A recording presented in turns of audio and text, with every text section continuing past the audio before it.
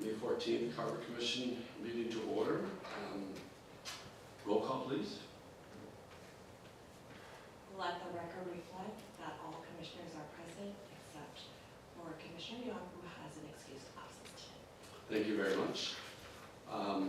Pledge of Allegiance. Carrie Williams, will you lead the Pledge of Allegiance?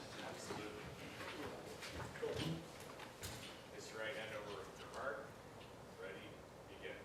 I pledge allegiance to the flag of the United States of America and to the republic for which it stands, one nation, under God, indivisible, with liberty and justice for all.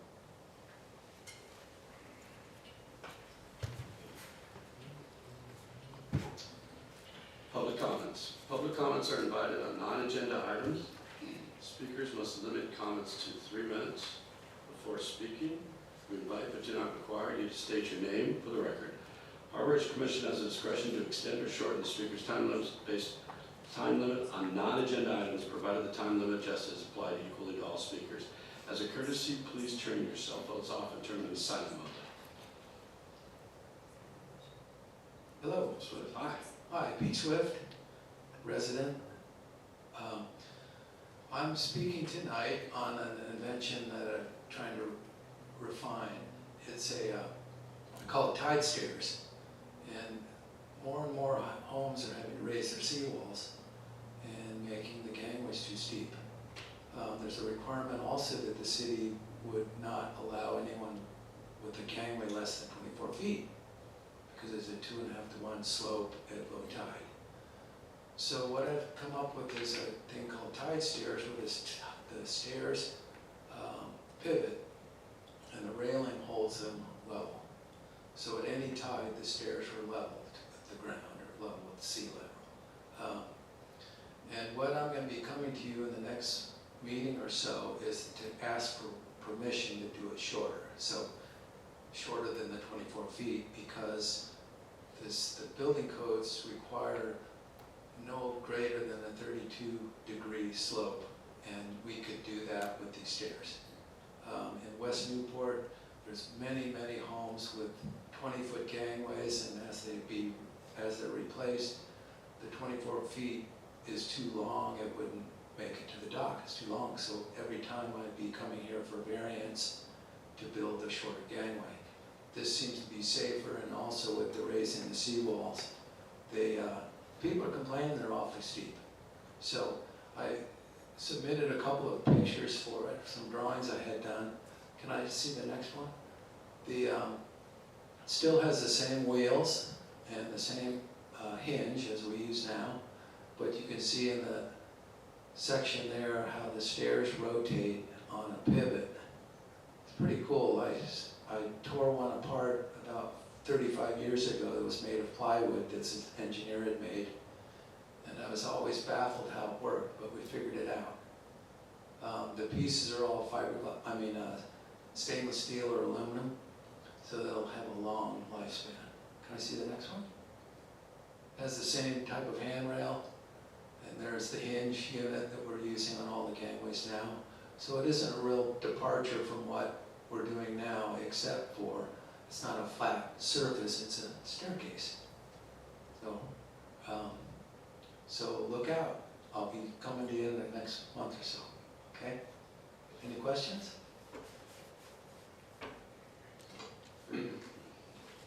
I think it's a great idea. Have you built a prototype? Well, we have several in the harbor already on Lido Island. So yeah, they do work. So we could take a field trip, but they all had to be 24 feet to this point. Okay, great. Okay? Pete, is there any issues being ADA compliant at all? Well, it's a residential gangway, so I don't know if it would be ADA compliant. You're not going to be taking a wheelchair down it, but they are. My question is more, is it required to be ADA compliant? It's better. No. Okay, that's my question. That's right. Okay. Thank you. Thank you, Pete. Look What forward should to be, hold on. Maybe, no worries. the minds are going now. Just real quick, just so I'm clear on the drawing, so is it a piece attached to a gangway at the top that has the stairs that floats, or is it the entire gangway would be stepped? The entire gangway is stepped, Okay. and that as the tide drops, as it gets steeper, the stairs always stay level.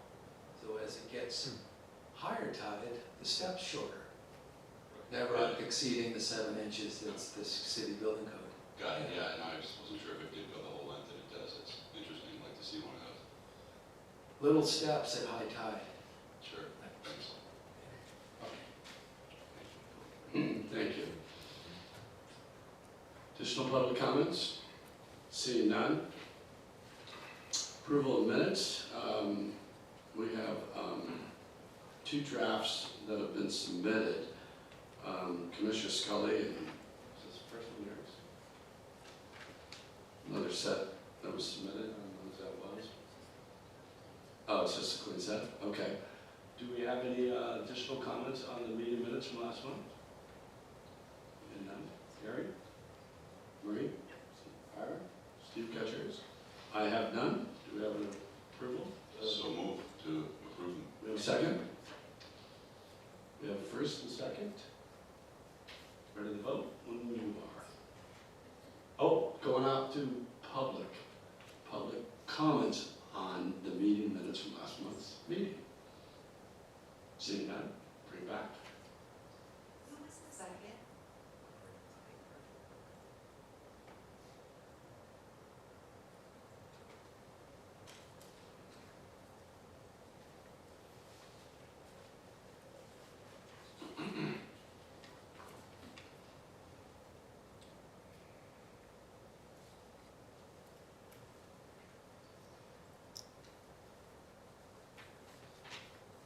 Motion passes 5-0 with Commissioner Williams abstaining. Excellent, thank you. Moving on to current business.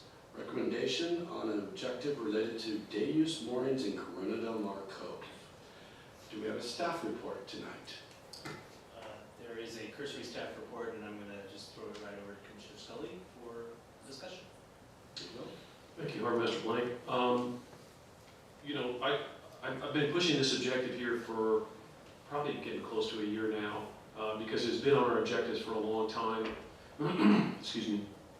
And so I've kind of brought it up to the surface here. We've talked about it in a couple of meetings, and it's morphed around in terms of what these moorings would look like and who would use those moorings outside the harbor there. And it's kind of moved to short, like harbor, opportunities for harbor 20s to moor outside the breakwater. Honestly, from my standpoint, there hasn't been much discussion pushing this. There hasn't been, let's call it some passion or excitement around this objective here.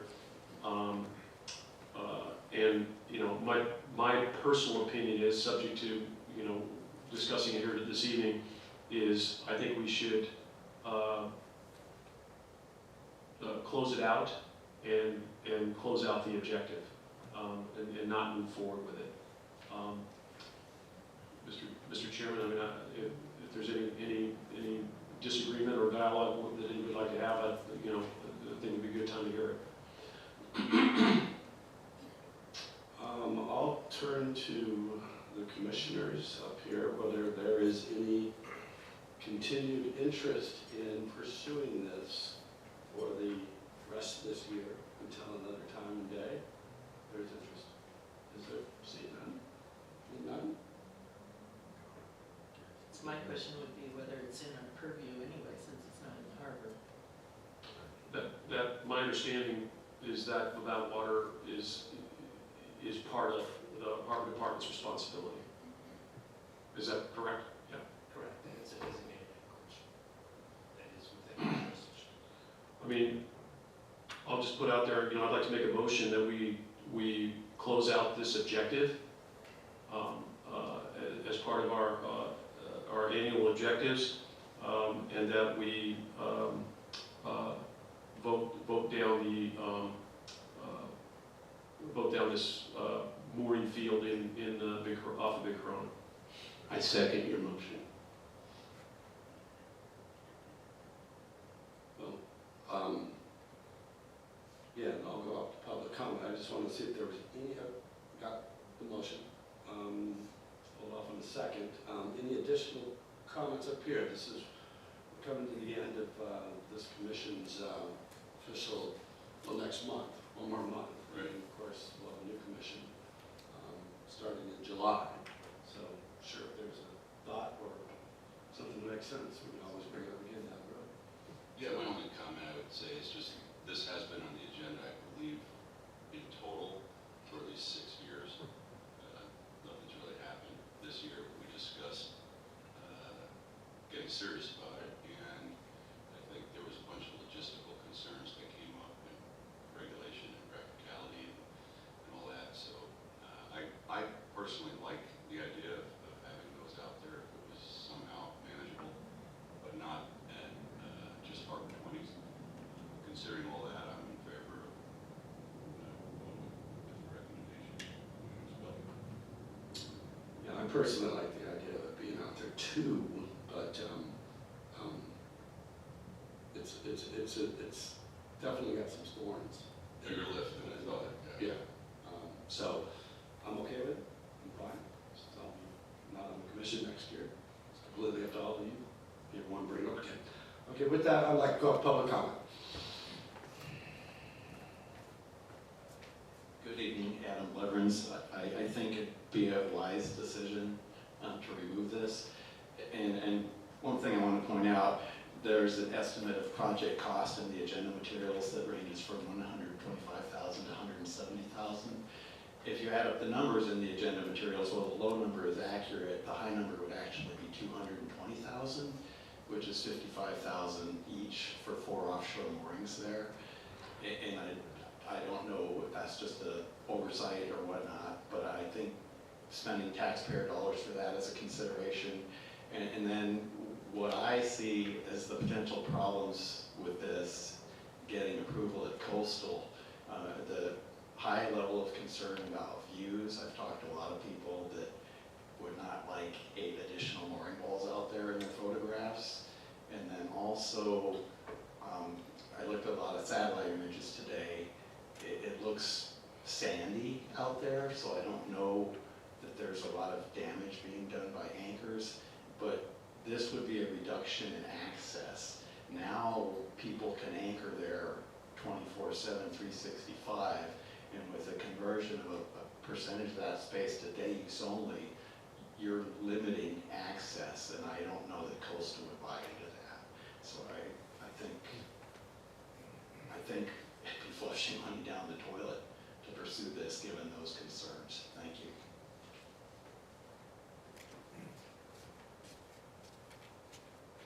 Mr. Mosher? Chair Cunningham, members of the Harbor Commission, my name is Jim Mosher, and I also think the decision you're considering tonight, it sounds like the correct one.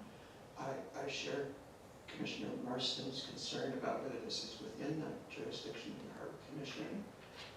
The staff report cites a particular paragraph in Title 17, but when I read it, the paragraph is giving the harbor master authority to enforce a 72-hour anchoring time limit in the area that's outlined here, and I'm not sure how that translates into the Harbor Commission establishing a mooring field here.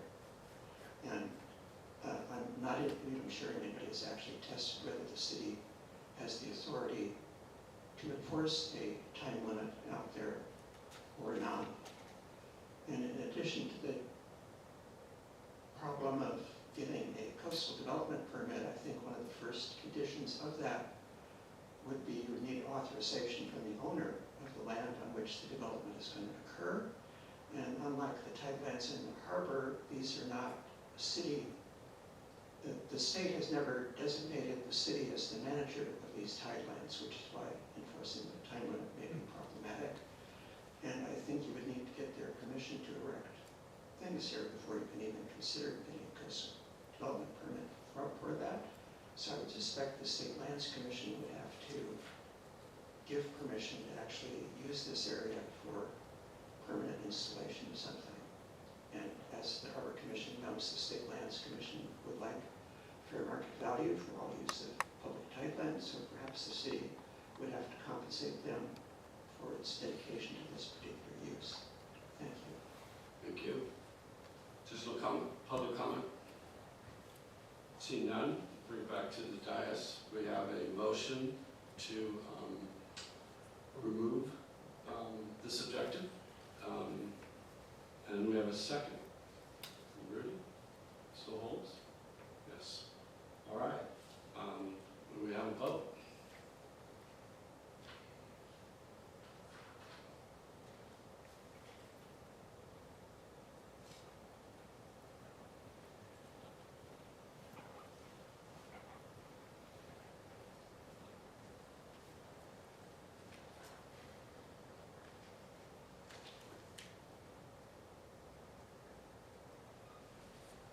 This, the motion, is to remove the objective, correct? Or Remove the objective.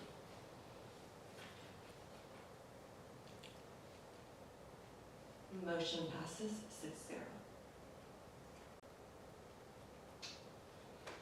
All right, moving on to 6.2, ad hoc committee updates. Do we have an update on the Balboa Ferry? Commissioner Scully, no update at this time. any comments? General plan update to the harbor and bay element. Commissioner Scully and Marston, and Mr. Yon was absent.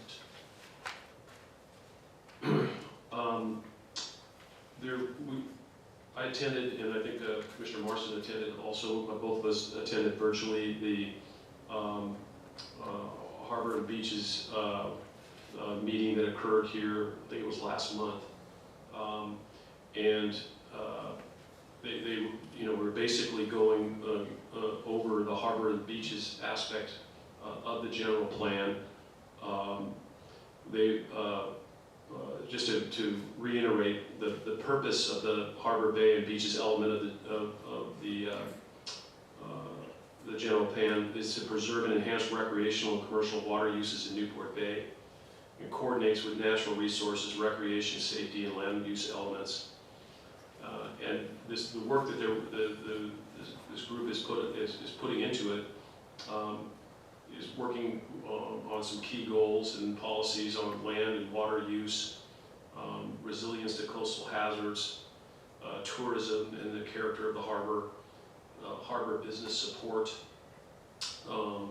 coastal infrastructure, harbor governance, channel navigation and sediment, harbor economics, financial management, and public coastal access. So there's a lot going on with this. It's a lot, and you got to stay with it.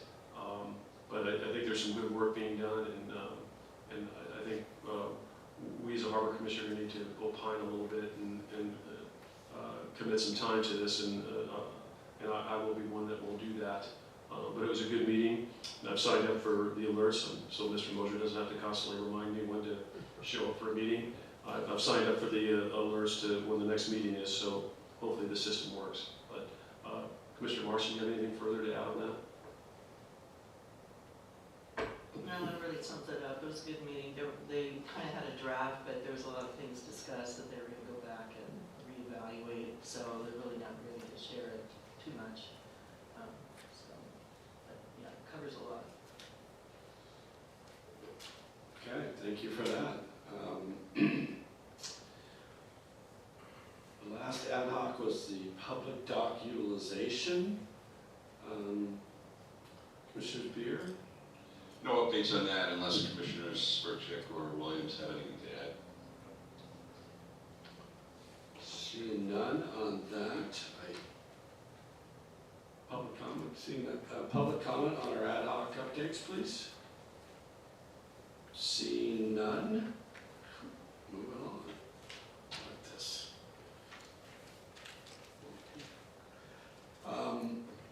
All right, Harbor Commission of 2024 objectives. We have been lining some out, and so let's go through them tonight. Title 17, I think we had an update last month on it. Is there anybody have any updates? Commissioner Yon's not here. Anything from Harbor Master? here on Title 17? I would just say that I've been working with Commissioner Yon on the handful of suggestions that have come my way related to updates, and he and his subcommittee are considering them. I have no feedback from him yet. Great, thank you. Anybody else? Number 2, Water Quality Coastal Tidelands Committee to collaborate with the water quality on areas within the harbor. Any updates on that? Gary?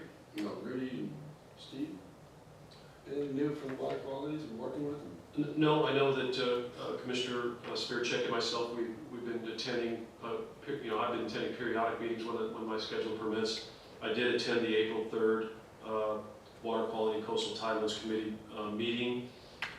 In that meeting was basically an update on the trash interceptor, a good update on that, and also just kind of going over the Peninsula Point dunes restoration. That's predominantly what the agenda was. And I did not make, I know there was a meeting that was canceled, and I did not make the meeting that was a week or so ago. I think Commissioner Spearcheck did. So I went to that meeting and it was primarily focused on San Clemente and how they're going to try to rebuild their sandy beaches, because right now it's basically rocks. So it was a long, elaborate report, and it was fun to see how big of effort they're going into to rehab their beaches. And I think we're real lucky to have, our large beaches that we have. So that's what they primarily went over. We are sand rich. We can export sand. We can be an export harbor. If someone wants to spend the money, profit center, to move sand, we have very liquid gold. It's pure down there. That CAD, what we were going to build, was going to put 250,000 cubic yards of really fine quality material that matched the grain envelope of our beaches. So there should be no reason why that can't match the grain envelope down there, which is their biggest challenge down there, besides the cost of moving it from A to B. They're looking, I saw the article in Movers County Register, they're shopping for places. So keep it on, we keep our eyes and ears open on that, because we're going to dredge. We're going to take out another 1 million cubic yards, all going out to LA3, and 100,000 going up to Long Beach. But there's all that other good stuff too. If we decide we want to take down, go deeper, we have it. So You're suggesting maybe a new CAD for that purpose? I'm just saying, keep it alive. We could be exporters. All right. Moving on. Okay, number 5. Work with staff to identify additional harbor services. Is there anything updated since last month? Commissioner Marston? Commissioner Yon is not here. Anybody have anything to add to those bullet points? All right. Number 6, participation of the businesses, nonprofits, safety committee, blah, blah, blah. Commissioner Scully, anything that you want to add this one? Yes, Harbor Master Blank and Deputy Harbor Master Cozy Line held a meeting for the businesses on the harbor on April 30th. Very good meeting. The attendees, majority of, almost every one of them was a map holder or a shore permit. And the tone of the meeting, the overall capability for the harbor department and the businesses in the harbor to work together was very clear. That it was very fluid, very professional, and people can talk about their issues and are very complimentary of our harbor department. So it was a very good meeting. Paul provided me an opportunity to spend about 10-12 minutes and talk about harbor safety in that meeting. The basic areas that we talked about, it was a little bit of a give and take, and also had the auxiliary Coast Guard there, which was great. We talked about general safety and training all their employees and their operators, give safety briefings to their customers, paddle boards, kayaks, electric boat rentals. We talked about harbor navigation, speed limits, dealing, trying to steer free of congested areas. There was some good dialogue with the sailboat races and sailboat schools in tying up the harbor in certain areas and having rentals get around them. We talked about pedal crafts and rentals, and a lot about safety there. Talked about the charter to commercial vessels, and talked about night operations, being ready for emergencies. Talked about where AEDs are in the harbor if they're needed, and how to contact the harbor department and the harbor Orange County Sheriff Harbor Patrol in case of an emergency. We talked about compliance, particularly with the Auxiliary Coast Guard there, passing safety inspections and reporting unsafe behavior, unsafe acts within the harbor to the harbor department, and just overall foster a culture of safety and respect amongst all the operators. It was a good meeting, and thank you for the time to do that, and it was great for the Harbor Commission to be able to be represented there. That concludes that, as well as, I really believe that meeting and the work that we were part of there also is covered under number 7 too.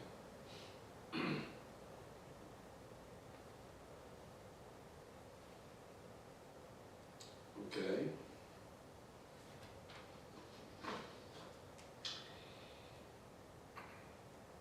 Moving on to number 7, unless there's something more on number 6. Anything else on number 7 at all? That was really the Harbor Department responsibilities and such as that. Any comments? No, just to reiterate the free dialogue amongst the rental operators and the businesses that are on the harbor and the harbor department, and the desire to operate safely, and the desire to everybody to hold up the standards of the MAP, everything from insurance, from all the conditions of the MAP, as well as talking to Deputy Harbor Master Cozy Line about code enforcement in the harbor. So I thought it was very good, and I think the harbor department's doing a great job on that. I think it's great. Something that was definitely missing years ago, and I think as we formalize it, it's something that'll be as part of our day-to-day operations and will never disappear. Okay. City staff on an update on market rent to be charged for onshore and offshore moorings. I can speak to that there is no change on that for this month. And moving on to number 10, support staff and all efforts related to the dredge completion, the Federal Navigational Channel. We are out to bid on contract as we speak. It's about a week and a half in. It's a 30-day process to go out to bid. After that, they'll be bringing in the bids and they'll be making a selection. I imagine the selection is going to be somewhere in the month of June. So we may know who the vendor is maybe in next month's meeting. The start date is really dependent on the vendor who's chosen and their location of their equipment. So it could be as early as after July 4th, or probably, my guess is after Labor Day. But we will be dredging this year. The total number was 1.2 million cubic yards, of which I think we've got a couple 100,000 already moved out. And it's going to last about a year, and we're going to have 221 million gallons of water additional flushing every 6 hours. So I expect in a couple of years, a year and a half, we're going to really see a much cleaner water, and wildlife will continue to expand, and it's going to be great for the harbor. So good news on that. Very good news on that. Chairman Cunningham, just curious, I know there's federal funding there.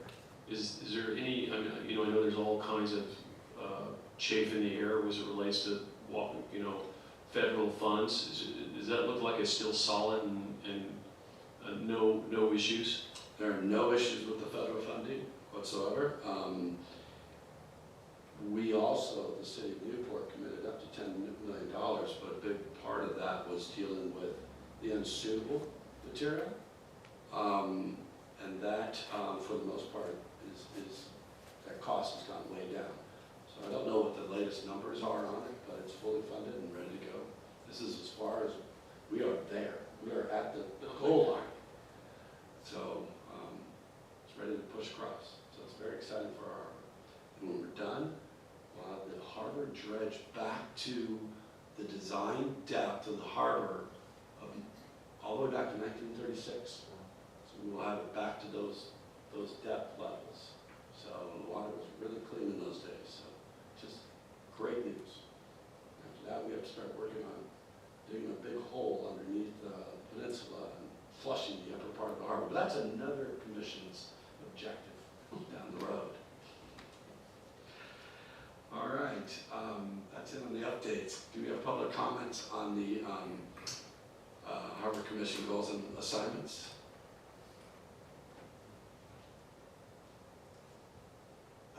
Chair Cunningham, with regard to objective number 2, the collaboration with the Water Quality Coastal Tidelands Committee,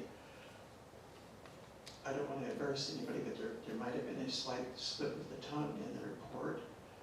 While it's true that San Clemente has trouble with its beaches that you've been reading about in the local paper, the actual presentation about the city with the rocky beaches was actually Oceanside. And Oceanside attributed the loss of their beaches, not to a problem with the rail and things caving in, but actually to the creation of a harbor at their city just to the north of their beaches in the 1940s, which they believe caused the sand to erode to the south of that. And it's true that so it would be even more expensive to move our Newport Beach to Oceanside. And another thing that was presented at the meeting, which is relevant to us. I mean, the reason we have a harbor is because we have a peninsula. The reason we have a peninsula is because in a century ago, the Santa Ana River directed sand out into the ocean, which formed the peninsula and therefore the harbor. And one of the presentations preceding the one about Oceanside at the last week's meeting was from the people who conserved water behind the Prado Dam, built on the Santa Ana River, which is currently blocking the sand that used to flow out to the ocean.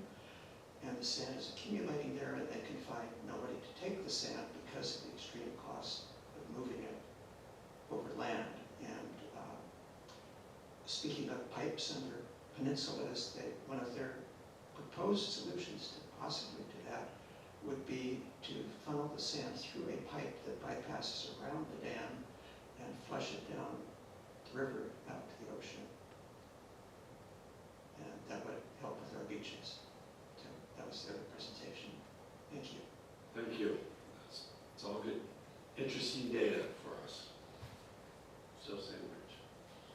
All right, seeing no additional public comment, we'll close out. Close objectives. None. Okay. Agenda. I know I'm going to the harbor master. Paul just well, we're not seeing it here. Harbor master report. Good evening, Chair Cunningham and Commissioners. I'm Paul Blank for Harbor Master. It is my pleasure to bring you a report on activities of the Harbor Department for both May and April. There's a lengthy staff report in your packet. You're welcome to ask me questions on anything that's reported in there. What I present to you here is just the highlights with some pretty pictures attached. As always, this is organized according to our mission statement. Our mission statement, of course, is to keep the harbor clean, safe, and well enjoyed. In terms of keeping the harbor clean, we were able to unearth an ancient, large anchor that had been submerged in the upper bay and was creating a navigable hazard for people using the Newport Aquatic Center. So we unearthed that, brought it to Marina Park with the thought of turning it into an architectural relic. Unfortunately, it wasn't suitable for that, so it is now gone to the waste bin. We addressed illegal dumping at 2 public docks with the use of our surveillance equipment, and we're very pleased that we are able to, with the use of our surveillance equipment, curb that and respond and do enforcement on illegal dumping at our public docks. The team reported a huge amount of dewatering activity, but according to the statistics, the dewatering activities this year were not as much as last year. So we had a lot of severe weather in March and April, and we did do a lot of dewatering, but we didn't do as much as we did in 2024. We did conduct a refresher spill response training with the Office of Spill Response from the California Fish and Wildlife Group, and it was a great exercise for all concerned, and they're very pleased with how well we're keeping our materials and how skilled we are at deploying them when needed.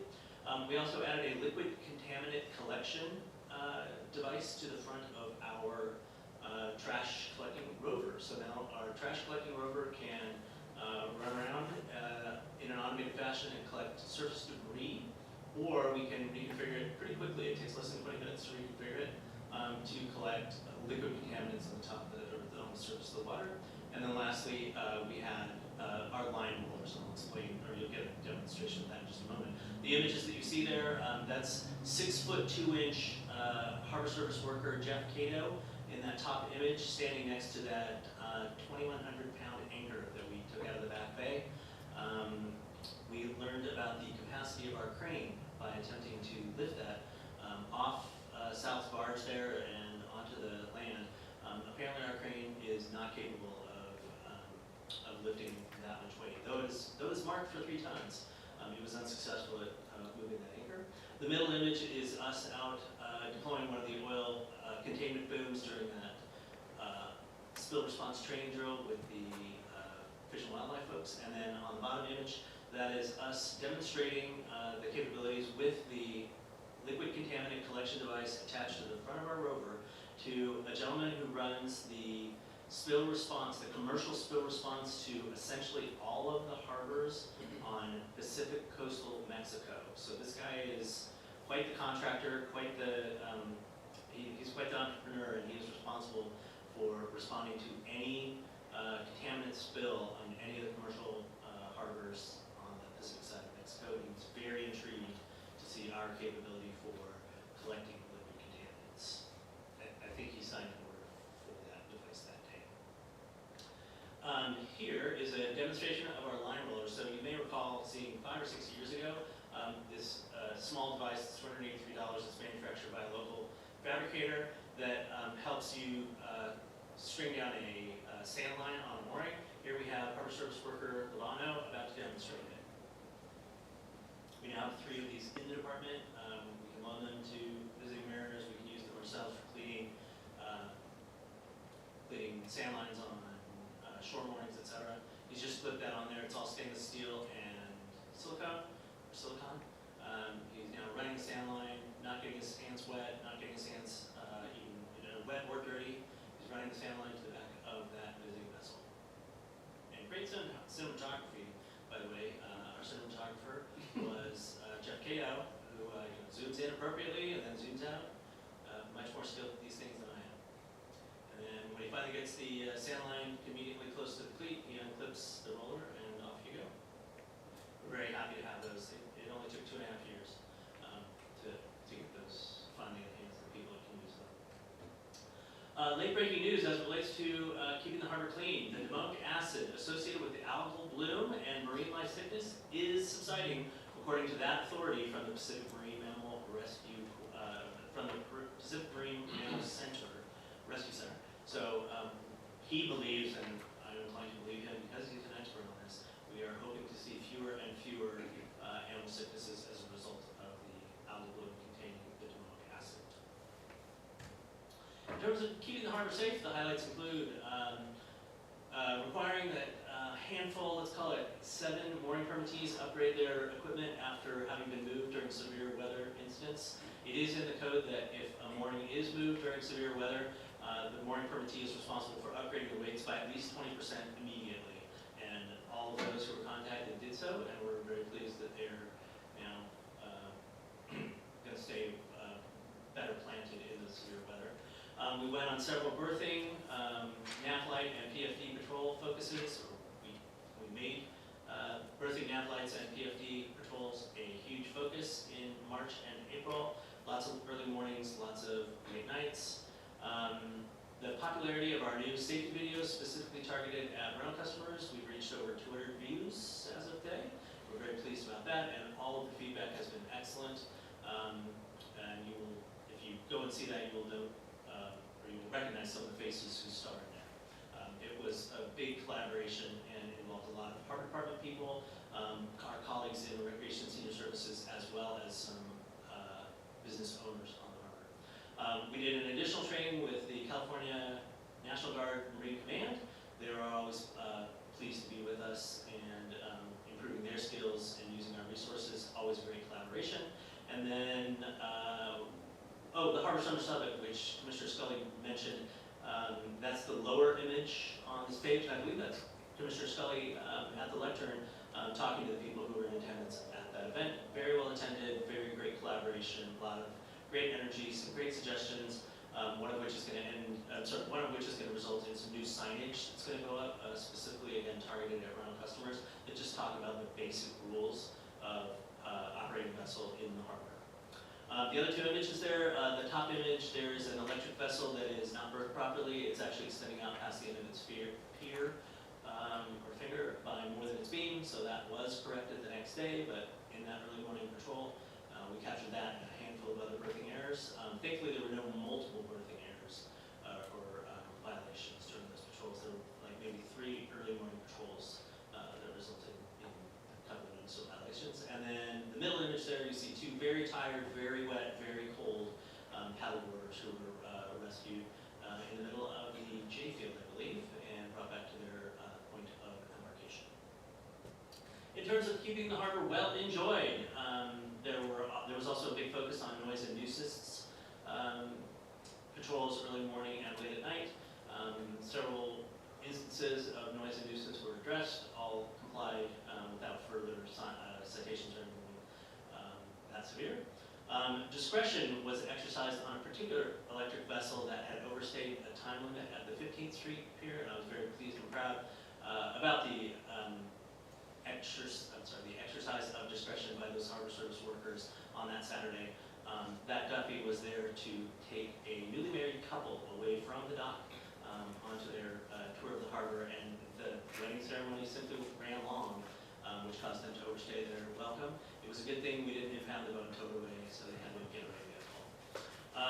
We engaged in numerous public education contacts throughout both months, all of which were positive and resulted in safe, clean enjoyment of the harbor.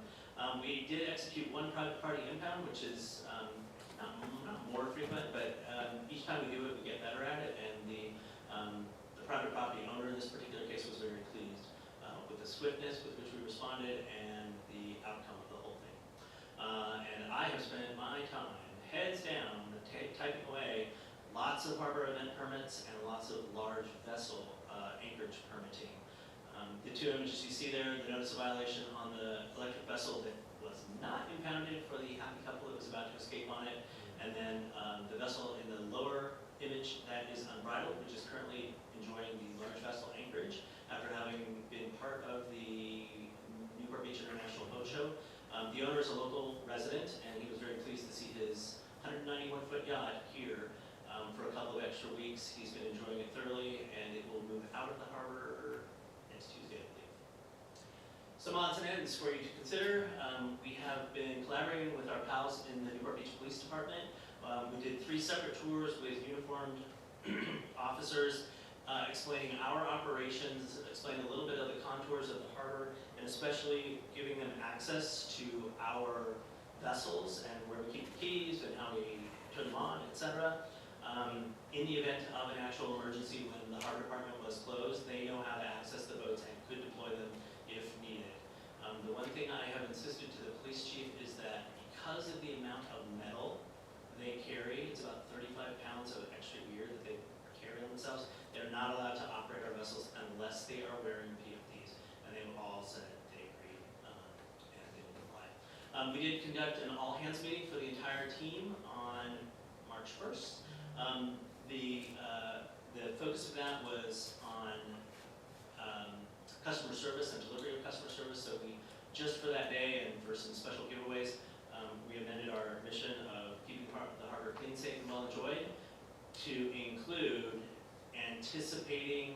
exceeding the expectations of harbor users. Fantastic presentation by Rory Emsley from Lido House Hotel for us, and great collaboration on a very heavily focused visitor serving institution here in the harbor.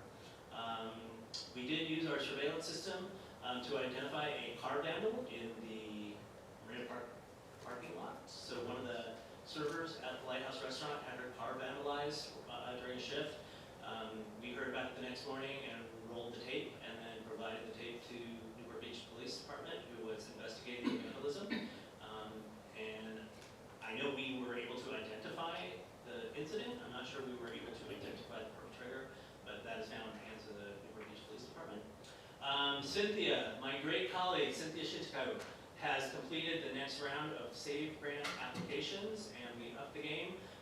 The last two rounds we were awarded $175,000 for abandoned and derelict vessel abatement.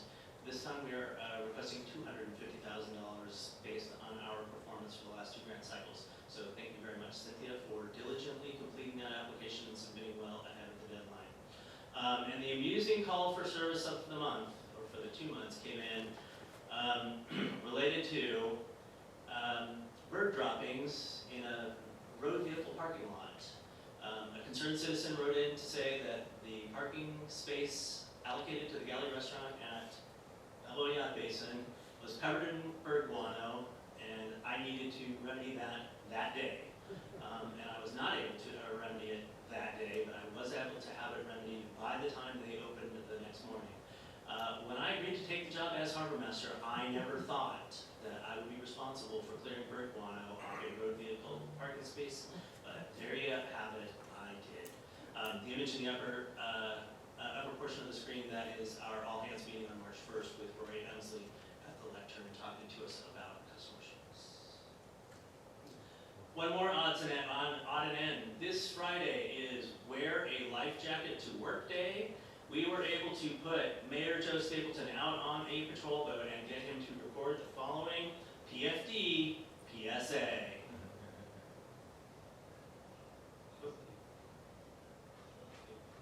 I'm proud to recognize May 16th as Wear Your Life Jacket to Work Day and kick off National Boating Safety Week, a time when we come together to promote safety and responsibility and awareness on our harbor. This fun and visible event reminds us that life jackets save lives. This small precaution can make a big difference, but set the example and encourage everyone, residents and visitors, to vote smart and vote safe. Thank you, and enjoy Newport Harbor safely. So that hit social media both on the city's accounts as well as the mayor's accounts today, and it will be repeated, and we'll make a big deal about it between now and Friday. It will also go out in the city manager's weekend review on Friday morning, recognizing Wear Your Life Jacket at Work Day this Friday, May 16th. The mayor could not have been a better subject to record this PSA, and a great sport about being out there on a pretty blustery day. I'm pleased that the audio came through as well as it did. We had some trouble with wind blowing by. Statistics reporting. Here's what we look like in March. Almost 2,000 calls for service in the month of March, well distributed throughout the harbor. Same graphic for the month of April, a little more than 2,000 calls, so we continue to average just about 2,000 calls for service a month, and well distributed throughout the harbor. Here's the usage of our harbor amenities map, and now that we have almost 3 years of data, you can see that it tracks pretty evenly year over year. The QR code for that is going to be on the new signage specifically targeted at rental boat customers, so we hope to get a little bit better usage of that going forward. The pump out usage, we saw a lot more usage of the pump out equipment in April, but we were tracking January, February, and March about the same, and also well distributed amongst the 5 pump outs that we monitor and maintain. We were recently given an A grade by the Bay Foundation, who comes and tests that equipment every once in a while. I think they come quarterly to test that equipment, and all of our equipment is operating at or above standards, so we're very pleased about that. Here's our permit issuance activity. You will note that there have been a lot of harbor event permits issued through through May, so we're a little bit ahead of last year. The marine activities permits were well ahead of last year. The Ryan Wharf permits, we are way down from last year, and that is primarily attributed to the boat show. The boat show used the Ryan Wharf to launch all of their temporary docks in 2024. They used the dunes to launch their temporary docks in 2025. A great improvement for all concerned. So those Ryan Wharf permits, we're happy to issue fewer of those, and the nearby residents are very pleased with what's usage there. Here's the same statistic, or here's the same graphic for our statistics on permit issuance at this time last year. Lots of Ryan Wharf, a few fewer harbor event, and way fewer marine activities permits. So we've been busy in permitting.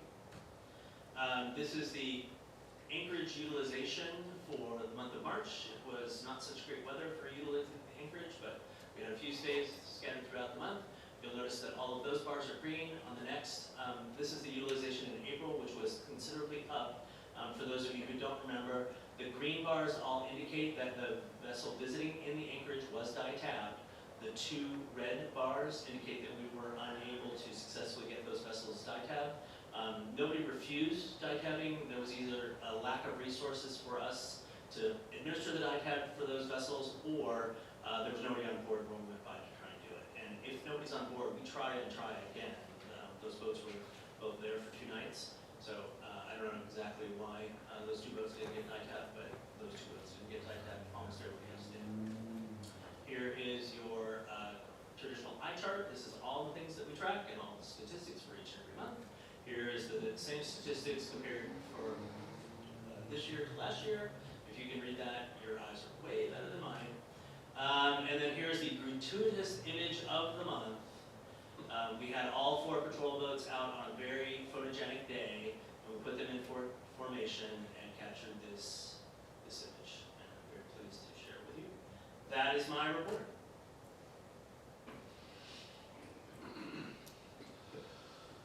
Bring it up to the dais. Questions for the harbor master? I do, Park Master Blank. The dumping at the piers, we had a mooring permittee use a pier or the beach as a dump. So both the 15th Street and the 19th Street piers were used for illegal dumping. At the 15th Street, it was an outboard engine and some debris. At 19th Street, it was a battery and some debris. The one that I can really recall, the person responsible, who we were able to identify using surveillance footage, is not the mooring permittee. He is the co-owner of a boat that is assigned to a mooring. That is, the mooring is written in the name of Mr. A. The vessel assigned to that mooring is owned, or in the title of Mr. A and Mr. B. It is Mr. B that is responsible for the illegal dumping. Mm-hmm. And he has atoned for his sin. We have ongoing discussions with Mr. A about whether he really wants to be in a boat partnership with Mr. B. Was there a fine, or what? I mean, what was the downside to doing it? Yeah, it was a code enforcement action. There was a citation issued. I think there were 2 citations issued, and there were fines associated with both. And is something like that subject to revocation of the mooring permit? In this particular case, we did not take such action. It's not impossible that we could have knitted together a story well enough to do that, but because Mr. B is not a mooring permittee, we did not feel comfortable taking those actions or heading in that direction. You may hear from Deputy Harbor Master Koziline in the near future that it might be wise to amend the arrangement by which vessels are assigned to moorings, and that the title of the vessel to be assigned to the mooring must match the title on the mooring permit. I just think that's a horrible thing to do in our harbor, and there should be a strong response to knock this stuff down, in my opinion. Thank you. As always, thank you for a great report. Appreciate it. Nothing to comment. Ready?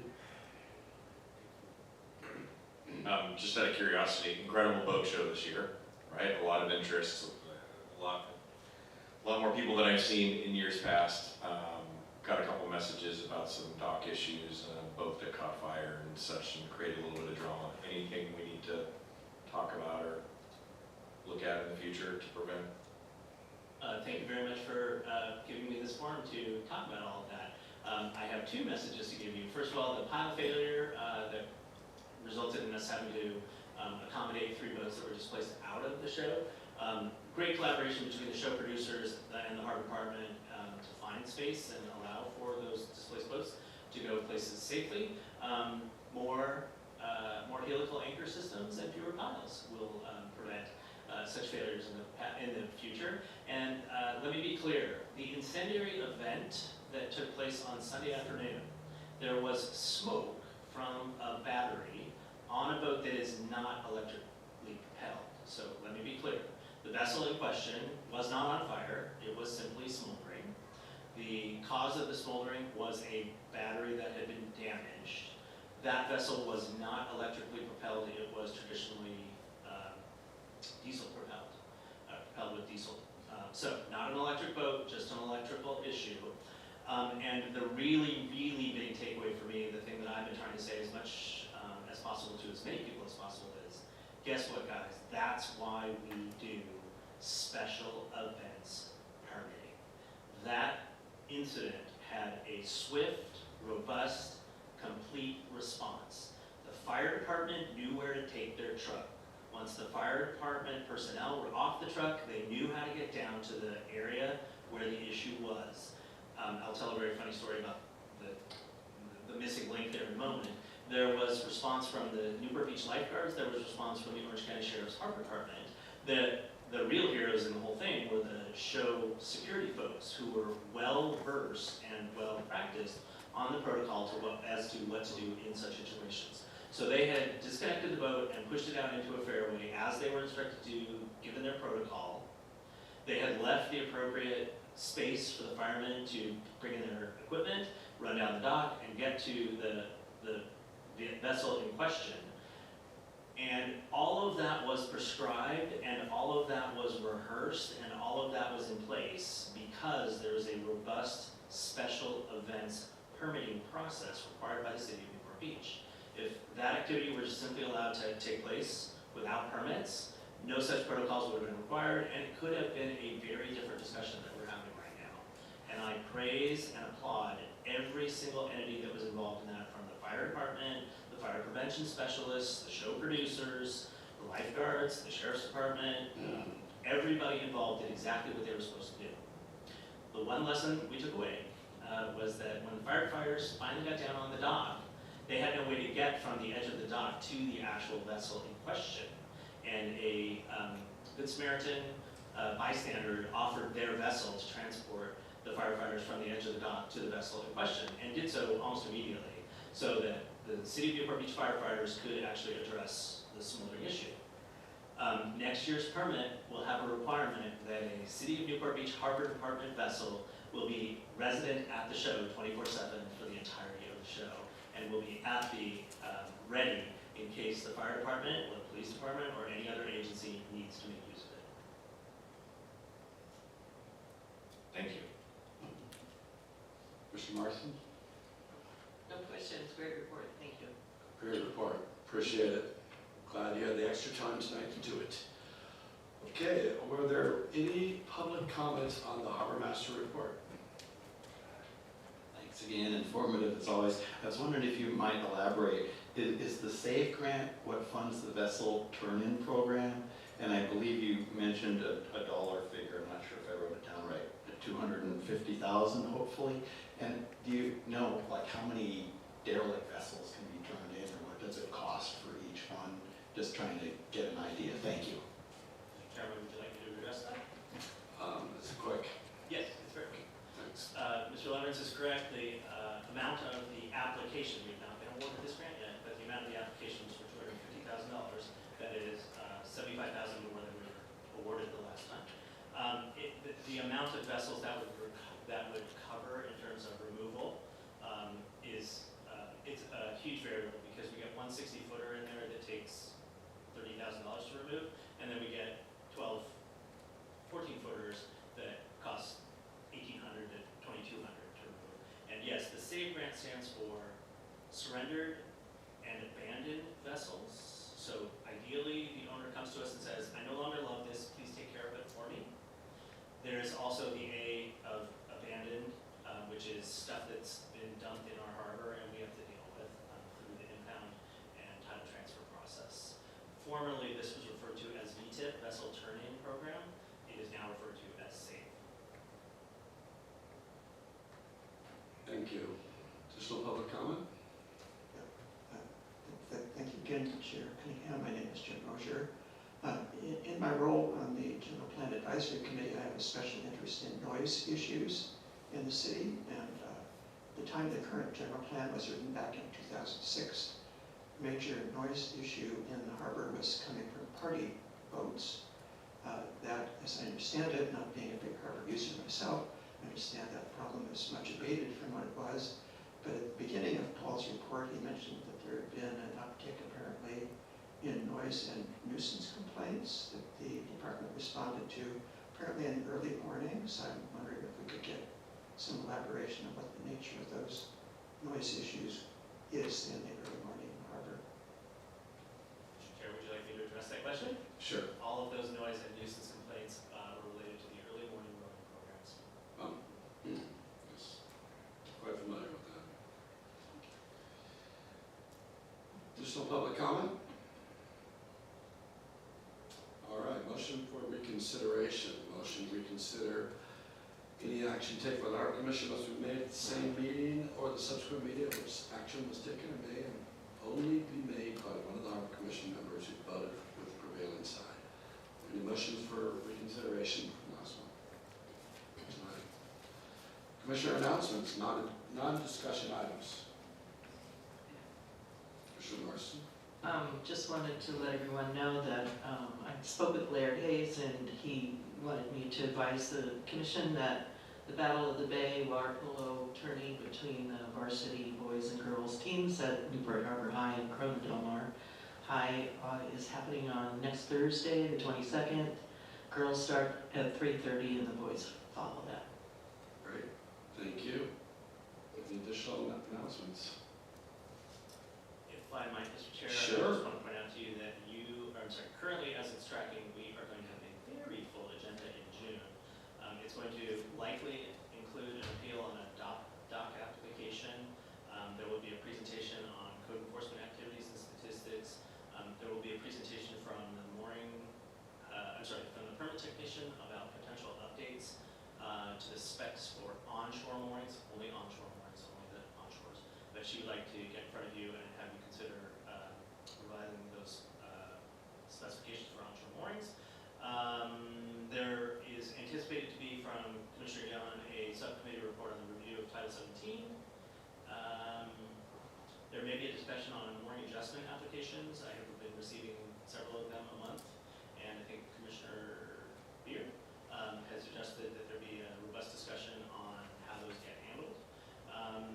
And some additional outreach from Chris Miller on plans for the Balboa Yacht Basin Marina rebuild, boat dredging and the rebuild, and then lastly, yeah, that's it. That's what we have for June. So June's going to be a full one. Come prepared. Okay, on that same subject matter, which commissioners would like placed on an, you almost exceeded your time limit. Other matters, besides the five you just rattled off, you'd like to consider for the June agenda, or even some follow-up meetings?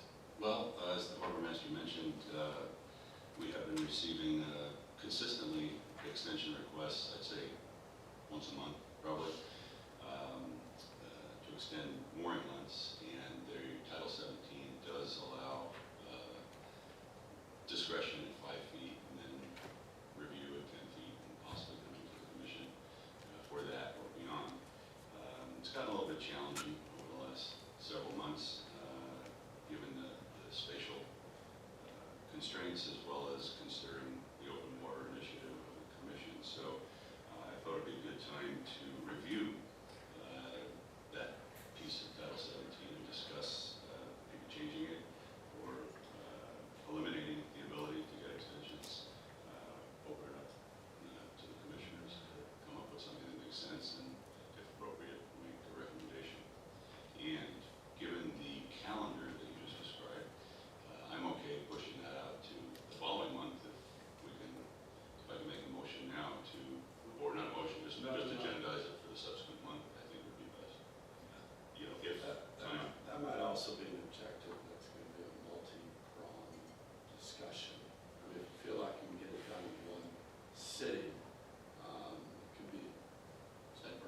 think step one is a discussion, and then make a decision from there of where to go with it.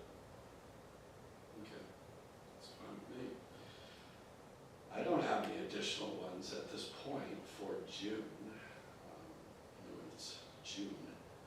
All right, any additional items for this? Seeing none? Date and time for the next meeting is June 11th, Wednesday at 5 p.m. And this meeting is adjourned. Thank you.